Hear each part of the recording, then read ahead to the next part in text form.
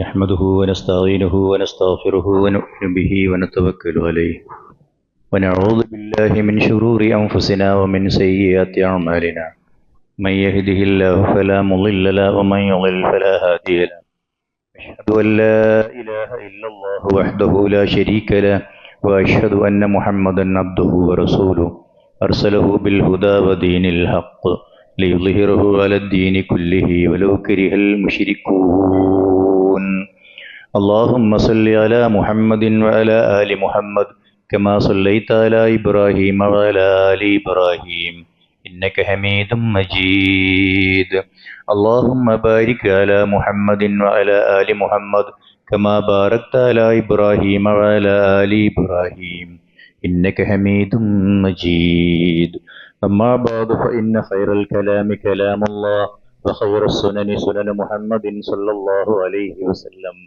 وشر الأمور محدثاتها وكل محدثة بدعة وكل بدعة ضلالة أيها الإخوة والأخوات أوصيكم وإياي أولا بتقوى الله أعوذ بالله السميع العليم من الشيطان الرجيم بسم الله الرحمن الرحيم يا أيها الناس اتقوا ربكم الذي خلقكم من نفس واحدة وخلق منها زوجها وبث منهما رجالا كثيرا ونساء واتقوا الله الذي تساءلون به والأرحام إن الله كان عليكم رقيبا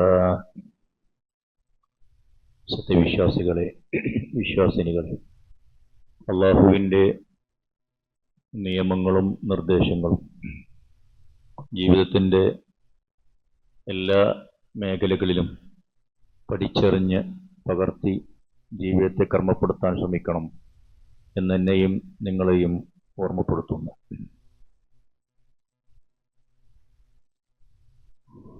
അല്ലാഹു സുബ്ഹാനഹു വ തആല ആദം നബിയെ സൃഷ്ടിക്കുന്നതിൻ്റെ മുന്നോടിയായി അല്ലെങ്കിൽ ആ സന്ദർഭത്തിൽ മലക്കുകളെ വിളിച്ചറിയിച്ചത് ഇന്നി ജാഇലുൻ ഫിൽ അർളി ഖലീഫ എന്നാണ്. ഭൂമുഖത്ത് നാം ഒരു പ്രത്യേക ഖലീഫയെ നിയമിക്കാൻ പോകുന്ന ഒരു ജനവിഭാഗത്തെക്കുറിച്ചുള്ള പ്രതിപാദ്യമാണ് അവിടെ. മലക്കുകൾ അതിനെ പ്രതിവിധിക്കുന്നുണ്ട്. പരസ്പരം കലഹിക്കുന്ന രക്തം ചിന്തുന്ന ഒരു വർഗത്തെ, ഒരു മനുഷ്യകുലത്തെക്കുറിച്ച് അവിടെ നമുക്കുള്ള സൂചന ആദം നബി അലൈഹി സ്വലാത്തു വസ്സലാമയും പിന്നീടുണ്ടാകുന്ന മനുഷ്യർ മുഴുവനും ഭൂമിയിൽ അധിവസിക്കാനാണ്. ആദം നബിയോട് സ്വർഗത്തിൽ നിന്ന് പുറത്തേക്ക് വരുമ്പോൾ ഭൂമിയിലേക്ക് പോകാൻ ആവശ്യപ്പെടുമ്പം വലക്കും ഫിൽ അർളി മുസ്തഖർ മതാഉൻ ഇലാഹീൻ എന്ന പദപ്രയോഗമുണ്ട് ഖുർആനിൽ. ഭൂമിയിലാണ് നിങ്ങൾക്ക് താമസിക്കുവാനുള്ള ഇടം, അവിടെ നിങ്ങൾക്ക് അതിനു വേണ്ടിയുള്ള മതാവുകളൊക്കെ ഒരുക്കി നിർത്തിയിട്ടുമുണ്ട്. 51 കോടിയിലപ്പുറം ചതുരശ്ര മൈൽ വിസ്തൃതമായ നമ്മുടെ ഭൂമി. ആദം നബി വന്ന് പിറക്കുമ്പോൾ ആദം നബി, പിന്നെ ഹവ്വ, രണ്ടാളുകൾ. പിന്നത് 10ആയി, 100ആയി, 1000മായി, 10000മായി, ലക്ഷമായി, ദശലക്ഷമായി, കോടിയായി. ഇന്നത് 800 കോടിയിൽ എത്തി നിൽക്കുന്നു. 800 കോടി ജനങ്ങൾ അധിവസിക്കുന്ന ഈ ഭൂമിയിൽ, പക്ഷെ ഭൂമി അപര്യാപ്തമാണ് എന്ന് ഇതുവരെ ആരും പറഞ്ഞിട്ടില്ല. മനുഷ്യൻ എത്തിപ്പെടാത്ത എത്രയോ പ്രദേശങ്ങൾ, സ്ഥലങ്ങൾ ഇപ്പോഴും ഭൂമിയിൽ താനും. അങ്ങനെയൊക്കെയുള്ള ഒരു അവസ്ഥയിൽ മനുഷ്യന്റെ ഈ വർധനവ്, എണ്ണത്തിലുള്ള ഈ പെരുപ്പം, ജനസംഖ്യാ വർധനവിനെ ചൂണ്ടിക്കാണിച്ച് പലപ്പോഴും അത് മനുഷ്യന്മാരെ പേടിപ്പെടുത്താറുണ്ട്. ഇങ്ങനെ കുഞ്ഞുങ്ങളുണ്ടായാൽ, ഇങ്ങനെ ജനസംഖ്യ വളർന്നു പോയാൽ പട്ടിണിയും ദാരിദ്ര്യവുമൊക്കെ വരും, തൊഴിലില്ലായ്മയുണ്ടാകും, നാട് ആകെ നശിച്ചു പോകും. അങ്ങനെയൊക്കെയുള്ള ചില സമർത്ഥിക്കലുകൾ നൂറ്റാണ്ടുകൾക്ക് മുമ്പ് മനുഷ്യന്മാർക്കിടയിലുണ്ട്. 1798 ഇങ്ങനെയുള്ള ആദ്യത്തെ തോമസ് റോബർട്ട് മാത്തൂസ് എന്ന ഒരു കത്തോലിക്ക പുരോഹിതൻ അദ്ദേഹത്തിന്റെ an essay on the principles of population എന്ന കിതാബ് ഇറക്കിയത്. അതിലൂടെ ആളുകളെ പറഞ്ഞ് പേടിപ്പിച്ചു. എന്നിട്ട് പലതും സംഭവിക്കാൻ പോകുന്നു. 2 നൂറ്റാണ്ട് കാലം ഇതിന് അനുകൂലമായും പ്രതികൂലമായുമുള്ള വർത്തമാനങ്ങളുണ്ടായി. ഇപ്പോഴും നമുക്കിടയിൽ ഈ വിഷയത്തിൽ 2 അഭിപ്രായങ്ങൾ നിലനിൽക്കുന്നു. അങ്ങനെ പിന്നീട് 1968 അമേരിക്കൻ ജീവശാസ്ത്രജ്ഞനായ പോൾ ആർ എൽറിച്ചും അദ്ദേഹത്തിന്റെ ഭാര്യയും കൂടി പോപ്പുലേഷൻ ബോംബ് എന്ന ഒരു പുസ്തകത്തിലൂടെ വലിയൊരു ബോംബ് പൊട്ടിച്ചു. എന്നിട്ട് പറഞ്ഞു, ഈ നാട് ഇങ്ങനെ എണ്ണപ്പെരുപ്പം കൂടിയാൽ അപ്പോഴേക്കിത് കോടികളായി, ഈ കോടികൾ 800 നിൽക്കാനൊന്നും പോകുന്നില്ല, അതങ്ങനെ വർദ്ധിച്ചു പോകും. പക്ഷെ അപ്പോഴുമൊക്കെ വിശ്വാസികളായ ആളുകളുടെ മനസ്സിൽ അല്ലാഹു സുബ്ഹാനഹു വ തആല ആദ്യം പറഞ്ഞു വെച്ച ഒരു ഒരു ഒരു നിങ്ങൾക്കവിടെ ജീവിക്കാൻ ആവശ്യമായതൊക്കെയുണ്ട്. എത്ര കാലം എന്ന് പറഞ്ഞാൽ ഈ ഭൂമി അവസാനിക്കുന്നത് വരെ എന്നത് കണക്കുകൾ ഉദ്ധരിച്ചുകൊണ്ട് അദ്ദേഹം സമർത്ഥിക്കാൻ ശ്രമിച്ചതെന്നറിയോ? 1985 ആകുമ്പോഴേക്ക് ലോകമാകെ ഭക്ഷ്യക്ഷാമമുണ്ടാകുമെന്നാണ്. ആകെ പ്രശ്നമാകും, സമുദ്രങ്ങൾ ഇല്ലാതെയാകും, അങ്ങനെയാകും, ഇങ്ങനെ കുറെ പറഞ്ഞു പേടിപ്പിച്ചു. 1985 കടന്നു വരുന്നവർ നമ്മൾ. മനുഷ്യനെ ഭക്ഷ്യക്ഷാമം എന്ന് പറയുന്ന സംഗതികൾ കൊണ്ട് ബുദ്ധിമുട്ടാകുന്നില്ല. ജനങ്ങൾ കൂടുന്തോറും മനുഷ്യ വിഭവശേഷി നന്നായി ഉപയോഗപ്പെടുത്താൻ കഴിയുന്ന ആളുകൾക്ക്, അത് അറിയുന്ന ആളുകൾക്ക്, അത് സമർത്ഥമായി വിനിയോഗിക്കാൻ കഴിയുന്ന ആളുകൾക്ക് ഇത്തരത്തിലുള്ള സൗകര്യങ്ങളും അനുഗ്രഹങ്ങളും ഒക്കെ കൂടിക്കൂടി വരുന്നു എന്ന് നമ്മൾ പഠിക്കേണ്ടതുണ്ട്. മനുഷ്യരെ സംബന്ധിച്ചിടത്തോളം ഈ ഫഖർ, ദാരിദ്ര്യം, ഭക്ഷണമില്ലാത്ത അവസ്ഥ, ഇതൊക്കെ മനുഷ്യനുണ്ടാകുമെന്നത് ആളുകൾ പറഞ്ഞു പേടിപ്പിക്കുകയാണ്. ആളുകൾ പറഞ്ഞു പേടിപ്പിക്കുന്നു. പക്ഷെ പടച്ചതമ്പുരാൻ വിശുദ്ധ ഖുർആൻ ഇങ്ങനെ പറഞ്ഞു. ഖുർആൻ നമ്മുടെ മുമ്പിൽ ഉണ്ടാകാവുന്ന എല്ലാ പ്രശ്നങ്ങൾക്കും പരിഹാരം നിർദ്ദേശിക്കുന്നുണ്ട്. വമാ മിൻ ദാബത്തിൻ ഫിൽ അർള് ഇല്ലാ അലല്ലാഹി റിസ്ഖുഹാ വയഅലമു മുസ്തഖറഹാ വമുസ്തൗദാഹാ കുല്ലും ഫീ കിതാബിൻ മുബീൻ. ഇതാണ് ആ വിശ്വാസം. വമാ മിൻ ദാബത്തിൻ ഫിൽ അർള്, ഭൂമിയിൽ ഒരു ദാബത്ത് പോലുമില്ല, ജീവനുള്ള ഒരു ജീവിയുമില്ല, അന്നം കിട്ടേണ്ട ഒരു ജീവിയുമില്ല, ജീവൻ നിലനിർത്തേണ്ടതായി ശ്വസിക്കാനും ഭക്ഷിക്കുവാനും ഒക്കെ ആവശ്യമുള്ള ഒന്നുമില്ല. ഇല്ല അലല്ലാഹി റിസ്ഖുഹാ, അല്ലാഹു സുബ്ഹാനഹു വ തആല അതിന് റിസ്ഖ് ബാധ്യതയായി ഏറ്റിട്ടല്ലാതെ. പിന്നെ പട്ടിണി മരണങ്ങൾ രാജ്യത്തുണ്ടാകുന്നുണ്ടല്ലോ, അതുണ്ടാകുന്നത് അല്ലാഹു സുബ്ഹാനഹു വ തആല നമ്മളോട് കൽപ്പിച്ചതും മനുഷ്യന്മാർ പരസ്പരം തമ്മിലുള്ള ബാധ്യതയായി മറ്റുള്ള ആളുകൾ മുഴുവൻ സമ്മതിക്കുന്നതുമായ കുറെ ധർമ്മങ്ങൾ, കുറെ മര്യാദകൾ ആ മനുഷ്യന്മാർ പാലിക്കാതെ പോകുമ്പോഴാണ്. ഉള്ളവർ കെട്ടിപ്പൂട്ടി വെക്കുകയും ഇല്ലാത്തവന് കൊടുക്കണം എന്ന് പറയുന്ന അവസ്ഥ ഇല്ലാതിരിക്കുകയും ചെയ്യുമ്പോൾ ഒരുപക്ഷെ അങ്ങനെ ഉണ്ടാകും. ജനിച്ചു വീണ ഓരോ കുഞ്ഞിനും അല്ലാഹു സുബ്ഹാനഹു വ തആല റിസ്ക് കണക്കാക്കിയിട്ടുണ്ട്. അല്ലാഹുവിനറിയാം അവരുടെ താമസ സ്ഥലം എവിടെയാണെന്ന്, അല്ലാഹുവിനറിയാം അവരുടെ സൂക്ഷിപ്പ് സ്ഥലം എവിടെയാണെന്ന്. ഇതെല്ലാം അല്ലാഹു കണക്കാക്കി വെക്കുക മാത്രമല്ല, കുല്ലും ഫീ കിതാബിൻ മുബീൻ, വ്യക്തമായി രേഖപ്പെടുത്തി വെക്കുക പോലും ചെയ്തിട്ടുണ്ട്. ഈ റിസ്ക് അല്ലാഹു സുബ്ഹാനഹു വ തആല ഓരോ മനുഷ്യനും കണക്കാക്കിയതനുസരിച്ചാണ് ഇവിടെ ലഭിക്കുന്നതും. അതിനു വേണ്ടി അധ്വാനിക്കുക എന്നത് നമ്മുടെ മേൽ നിർബന്ധമായ ഒരു ബാധ്യതയായി വെക്കുക കൂടി ചെയ്യുന്നു. ദാരിദ്ര്യത്തെ ഭയപ്പെടുത്തുന്നത്, ദാരിദ്ര്യത്തെക്കുറിച്ച് നമ്മളെ പേടിപ്പിക്കുന്നത്, നീച പ്രവർത്തനങ്ങൾ നമ്മളോട് ആവശ്യപ്പെടുന്നത്, നമ്മുടെ മനസ്സിൽ തോന്നിപ്പിക്കുന്നത്, എന്നിട്ട് നമ്മളെ പ്രേരിപ്പിക്കുന്നത് പിശാചാണ്. അശ്ശൈത്താൻ യഇദുകും അൽ ഫഖർ വയഅ്മുറുകും ബിൽ ഫഹ്ശാ. പിശാച് നിങ്ങളോട് കൽപ്പിക്കുന്നു എന്ത്? നിങ്ങളെ പേടിപ്പിക്കുന്നു. യഇദുകും അൽ ഫഖർ, ദാരിദ്ര്യമുണ്ടാകുമേ. സ്വാർത്ഥരാക്കി നമ്മളെ മാറ്റുകയും ചെയ്യുന്നു. എന്നിട്ട് വേണ്ടാത്തരങ്ങൾ ചെയ്യാൻ നമ്മളെ അടിക്കടി പ്രേരിപ്പിക്കുന്നു. അള്ളാഹുവാണെങ്കിൽ നിങ്ങളെ മഅഫിറത്തിലേക്കും അള്ളാഹുവിന്റെ ഫളിലേക്കുമാണ് വിളിക്കുന്നതും ക്ഷണിക്കുന്നതും.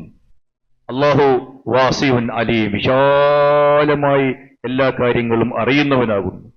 ഈ ഒരു അവസ്ഥ, ജാഹിലിയ കാലത്തിൽ ഉണ്ടായിരുന്ന ഈ ഒരവസ്ഥയെ തിരുത്തിക്കൊണ്ട് മഹാനായ പ്രവാചക തിരുമേനി സല്ലല്ലാഹു അലൈഹി വസല്ലം കടന്നു വന്നു. എന്നിട്ട് ജീവനോടെ കുഴിച്ചു മൂടപ്പെടുന്ന കുട്ടികൾ വിശുദ്ധ ഖുർആൻ ഓതിക്കൊടുത്തു ആ ജനതക്ക്. വഇദൽ മൗഊദത്തു സുഇലത് ബിഅയ്യി ദംബിൻ ഖുതിലത്. ആളുകളുടെ മനസ്സിലേക്ക് ഈ ആശയങ്ങൾ ഇങ്ങനെ ഇറങ്ങിച്ചെന്നു. ഈ പാവങ്ങൾ, ചോര പൈതലുകൾ എന്തിനാണ് ജീവനോടെ കുഴിച്ചു മൂടപ്പെട്ടത് എന്ന് ചോദ്യം ചെയ്യപ്പെടുന്ന അവസ്ഥയുണ്ടാകും. ആ സന്ദർഭത്തിൽ മറുപടി പറയേണ്ടി വരും എന്നൊരു ബോധം മാത്രവുമല്ല, കൃത്യമായി ആളുകളോട്, വിശ്വാസികളായ ആളുകളോട് വിശുദ്ധ ഖുർആൻ ഒന്നിലേറെ സ്ഥലത്ത് പറഞ്ഞു, വലാ തഖ്തുലു ഔലാദകും ഖശിയത ഇംലാഖ്.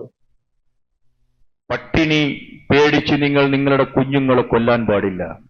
ഇപ്പൊ പട്ടിണിയുണ്ട് എന്നതിന്റെ പേരിൽ കൊല്ലരുത് എന്നുമല്ല, പട്ടിണി ഭാവിയിൽ ഉണ്ടായിപ്പോകുമോ എന്ന് പേടിച്ചും കുഞ്ഞുങ്ങളെ കൊല്ലാൻ പാടില്ല.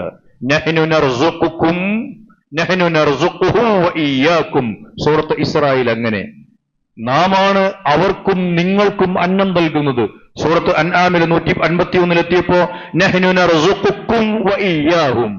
തിരിച്ചും മറിച്ചും അല്ലാഹു സുബ്ഹാനഹു വ തആല പറഞ്ഞു, നിങ്ങൾക്കും അവർക്കും ഭക്ഷണം നൽകേണ്ട റിസ്ക് കണക്കാക്കുന്നത്. റിസ്ക് ജീവിത വിഭവങ്ങളുടെ എല്ലാ ഐറ്റംസിനെയും ചേർത്ത് അറബിയിൽ പറയാവുന്ന ഒരു വാക്കാണ്. നിങ്ങളുടെ സാമ്പത്തിക നിലവാരം, നിങ്ങളുടെ ഉപജീവനം, നിങ്ങളുടെ സ്റ്റാറ്റസ്, അങ്ങനെയുള്ള സംഗതികളെല്ലാം കൂടി ചേർത്ത് നിങ്ങൾക്ക് റിസ്ക് എന്ന് വിളിക്കാം.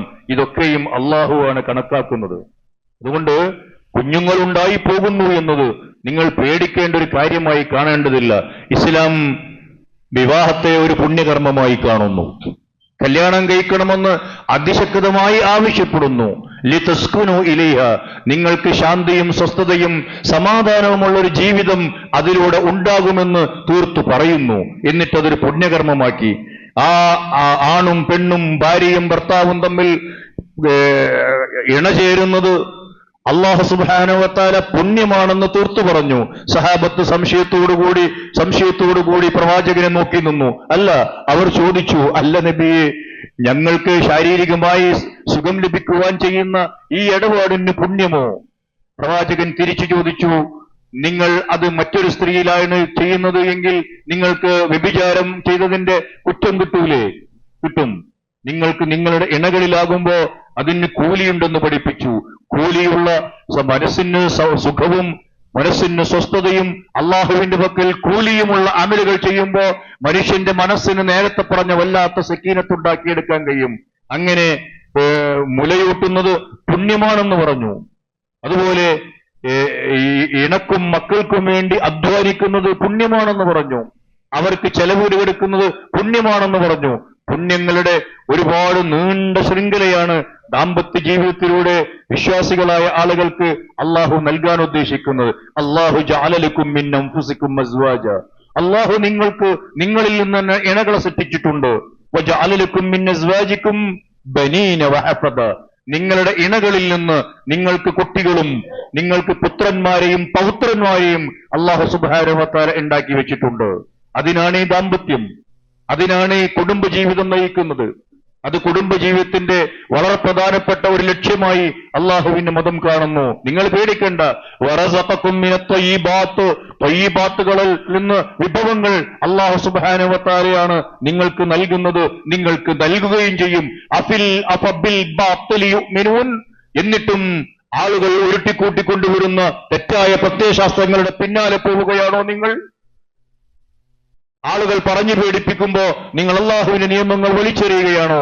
ബിനിഅ്മത്തില്ലാഹി ഹും യക്ഫുറൂൻ, അള്ളാഹുവിന്റെ കാരുണ്യത്തെ തൊട്ട് നിഷേധികളായി മാറുകയാണോ എന്ന് നമ്മുടെ ലോകം, നമ്മുടെ രാജ്യം, നമ്മുടെ ഓരോ യൂണിറ്റുകളും, രാജ്യത്തിന്റെ ഭരണകൂടത്തിന്റെ ഓരോ ചെറിയ യൂണിറ്റുകൾ പോലും കുടുംബാസൂത്രണത്തിന്റെ പേരിൽ കാട്ടിക്കൂട്ടിയ കോപ്രായങ്ങൾ എത്രമേൽ ആസൂത്രിതവും എത്രമേൽ വ്യവസ്ഥാപിതവുമായി നമ്മുടെ നാട്ടിൽ നടപ്പിലാകുന്നു.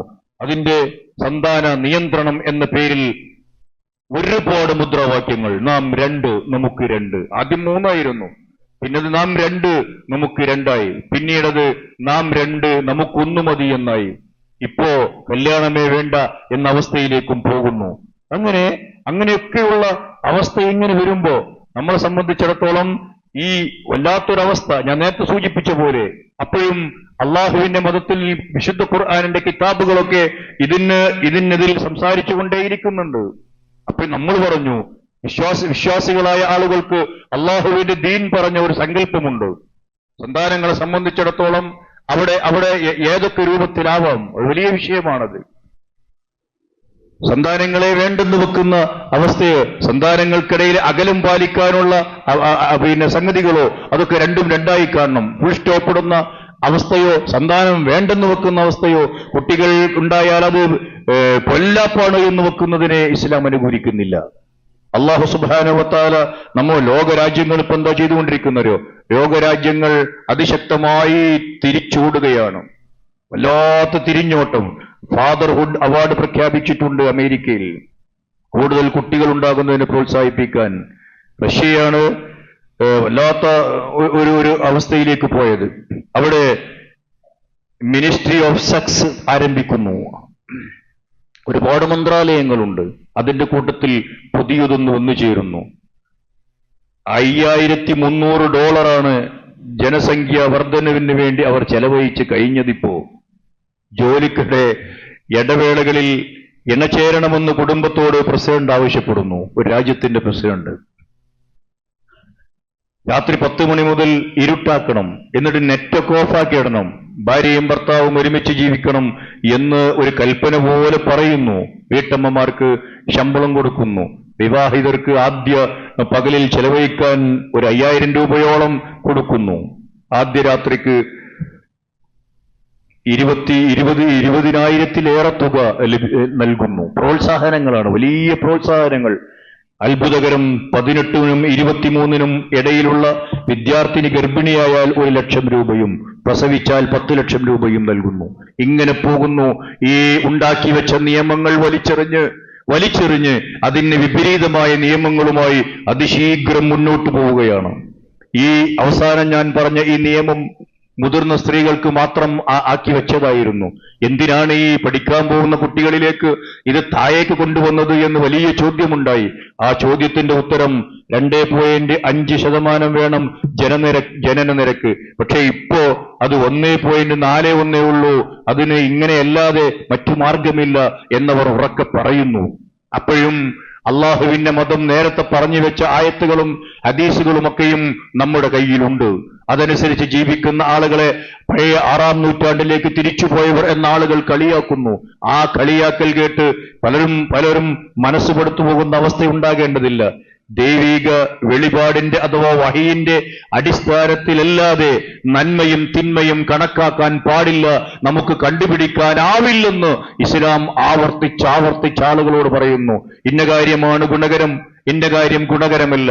അങ്ങനെ കണ്ടുപിടിക്കാൻ മനുഷ്യനായിട്ടില്ല. മനുഷ്യൻ എത്ര വളർന്നാലും അതിനൊട്ട് കഴിയുകയുമില്ല.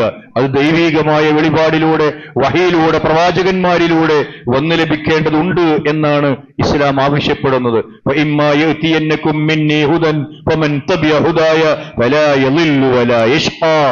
അള്ളാഹുവിന്റെ പക്കൽ നിന്ന് വരുന്ന ദിവ്യ പ്രകാശങ്ങളെ, വേദ വെളിച്ചത്തോടൊപ്പം നിൽക്കാൻ തയ്യാറായാൽ, വഹീനോടൊപ്പം നിൽക്കാൻ തയ്യാറായാൽ, പ്രവാചകന്മാരുടെ അധ്യാപനങ്ങൾക്കൊപ്പം നിൽക്കാൻ തയ്യാറായാൽ പിന്നീട് നിങ്ങൾ വഴിവെച്ചു പോകുന്ന പ്രശ്നമില്ല.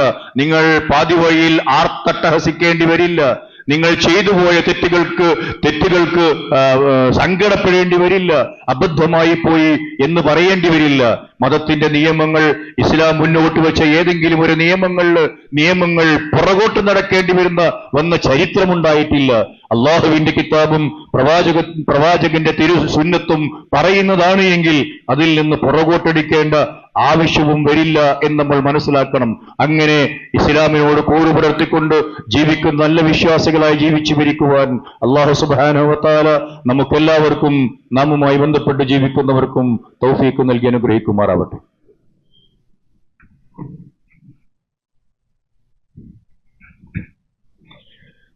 അൽഹംദുലില്ലാഹ് വസ്സലാത്തു വസ്സലാമു അലാ നബിയില്ലാഹ് وعلى آله وصحبه أجمعين أما بعد أيها الإخوة والأخوات أوصيكم وإياي ثانيا بتقوى الله.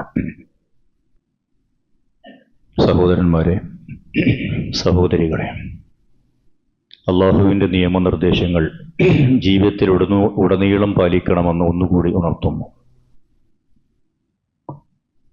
വിവാഹം കഴിക്കുന്ന സന്ദർഭത്തിൽ ഇണയെ തിരഞ്ഞെടുക്കുമ്പോൾ നബി തിരുമേനി സല്ലല്ലാഹു അലൈഹി വസല്ലം പറഞ്ഞു, തസവ്വജു അൽ വദൂദ് അൽ വലൂദ്. 2 ക്വാളിറ്റി ഉണ്ടായിരിക്കണം, 2 സിഫത്ത് ഉണ്ടാവണം. ഒന്ന് വധൂതായിരിക്കണം. ഇണയെ നന്നായി സ്നേഹിക്കാൻ കഴിയുന്ന സ്ത്രീയാവണം. സ്ത്രീ പുരുഷന്മാർ രണ്ടാളും പരസ്പരം അങ്ങോട്ടും ഇങ്ങോട്ടും നന്നായി സ്നേഹിക്കാൻ കഴിയുന്ന അവസ്ഥ ഉണ്ടാവണം. സ്നേഹിക്കാൻ പറ്റാത്ത ആളുകൾക്ക് ചേർന്നതല്ല വിവാഹം. രണ്ടാമത് പ്രവാചകൻ പറഞ്ഞു വലൂതാകണം, പ്രജനനശേഷി ഉണ്ടാവണം. അതില്ലെന്ന് ഉറപ്പാണെങ്കിൽ നിങ്ങൾ കല്യാണത്തിന് മുതിരണ്ട. ഒരു സഹാബി വന്ന് പ്രവാചകനോട് ചോദിച്ചിരുന്നു, എനിക്കൊരു പെൺകുട്ടിയെ കല്യാണം കഴിക്കണമെന്നുണ്ട്, പക്ഷെ അവൾ പ്രസവിക്കില്ല. റസൂലുള്ളാഹി വിവാഹത്തെ നിരുത്സാഹപ്പെടുത്തുകയാണ് ഉണ്ടായത്. കല്യാണം കഴിക്കുമ്പോൾ ഒരു ദാമ്പത്യ ജീവിതത്തിലെ മുറുക്കുന്ന, ഈടുറ്റതാക്കുന്ന, ശക്തിപ്പെടുത്തുന്ന ഒരുപാട് ഘടകങ്ങളുണ്ട്. ഒരുപാട് ഘടകങ്ങളിൽ വളരെ മികച്ചു നിൽക്കുന്ന ഒന്നാണ് ആ ദാമ്പത്യത്തിലുണ്ടാകുന്ന മക്കൾ. ദാമ്പത്യത്തെ വിളക്കി ചേർക്കുന്ന, കൂട്ടിക്കെട്ടുന്ന പൊന്നൂലിയകളാണ് ആ സന്താനങ്ങൾ. അവർ കടന്നു വരുമ്പോൾ ഉണ്ടാകുന്ന വല്ലാത്ത കുറെ ഗുണങ്ങളുണ്ട്. കുടുംബം സന്തോഷവും ചിരിയും ഉണ്ടാകുന്ന ഒരവസ്ഥയിലേക്ക് പോകുന്നു. ആഹ്ലാദകരമായ വേളകൾ എമ്പാടുമുണ്ടാകുന്നത് ഒരു കുഞ്ഞു പിറക്കുമ്പോഴാണ്. അടുത്ത കുഞ്ഞു പിറക്കുമ്പോൾ അത് അധികരിക്കുന്നു. അടുത്ത കുഞ്ഞു പിറക്കുമ്പോൾ കുറച്ചുകൂടി കൂടുന്നു. വീണ്ടും കുഞ്ഞുങ്ങൾ ഉണ്ടാകുമ്പോൾ കൂടി വരുന്നു. കളിയും ചിരിയും തമാശകളുമൊക്കെ. അങ്ങനെ കുടുംബ ബന്ധങ്ങൾ അറ്റുപോവാതെ വിള്ളലില്ലാതെ ചേർത്ത് പിടിക്കാൻ ആ കുരുന്നുകൾ കാരണമാകുന്നു എന്നത് സമ്മതിക്കുന്നവരാണ് എല്ലാവരും അത് സമ്മതിക്കുന്നവരാണ്. അതുപോലെ തന്നെ ഈ കുട്ടികൾ പിന്നീട് മിടുക്കന്മാരായി ഇങ്ങനെ വളർന്നു വരുന്നു. അവർ പഠിക്കുന്നു, ബിരുദങ്ങൾ നേടുന്നു, അവർക്ക് ജോലി കിട്ടുന്നു, അതിൽ പ്രമോഷനുകൾ ഉണ്ടാകുന്നു. അവരിങ്ങനെ മറ്റു കുടുംബജീവൻ നയിച്ചിങ്ങനെ അവരിങ്ങനെ വളർന്നു പോകുമ്പോ ആ വളർച്ചയും വികാസവും മാതാപിതാക്കൾക്കും കുടുംബത്തിനും നൽകുന്ന വല്ലാത്തൊരു സന്തോഷവുമുണ്ട്, ഉൾപ്പുളകമുണ്ട്, ആവേശമുണ്ട്. ഇത് ഈ മക്കൾ നൽകുന്ന വല്ലാത്തൊരു സൗഭാഗ്യമാണ്. കുട്ടികളുടെ ജീവിതത്തിൽ ഉണ്ടാകാവുന്ന അവരുടെ ഒരുപാട് അനുഭവങ്ങൾ, ആ അനുഭവങ്ങൾ അവിസ്മരണീയമായ ഓർമ്മയായി മാതാപിതാക്കൾ കൊണ്ടു നടക്കുന്നു. കുഞ്ഞുങ്ങളില്ലാത്ത ദമ്പതികളില്ലാത്ത ആളുകളെ സംബന്ധിച്ചിടത്തോളം ഇതൊക്കെ കിട്ടാക്കനികളാണ്. അതുകൊണ്ടാണ് ആ വിഷയത്തിൽ അല്ലാഹു സുബ്ഹാനഹു വ തആല ഹിബ്ബത്തു എന്ന് നമ്മുടെ മക്കളെ കുറിച്ച് പറയുന്നത്. നിങ്ങൾക്ക് ലഭിക്കുന്ന പടച്ചതമ്പുരാന്റെ വല്ലാത്തൊരു സമ്മാനമാണത്. ആ സമ്മാനത്തെ അങ്ങനെ തന്നെ കാണണം. ആഹ്ലാദകരമായ അവസ്ഥയിൽ കുഞ്ഞുങ്ങളെ റസൂലുള്ളാഹി സ്വല്ലല്ലാഹു അലൈഹി വസല്ലം അനസ് റളിയല്ലാഹു തആല അൻഹുവിന് വേണ്ടി പ്രാർത്ഥിക്കുമ്പോൾ അല്ലാഹുമ്മ അക്സിർ മാലഹു വ വലദഹു എന്ന് പ്രാർത്ഥിക്കുന്നുണ്ട്. പടച്ചതമ്പുരാനെ, നീ അനസ് റളിയല്ലാഹു തആല അൻഹുവിന് സമ്പത്ത് അധികരിപ്പിച്ചു കൊടുക്കണമേ, മക്കളെയും അധികരിച്ചു കൊടുക്കണമേ, മക്കൾക്ക് നൽകണം.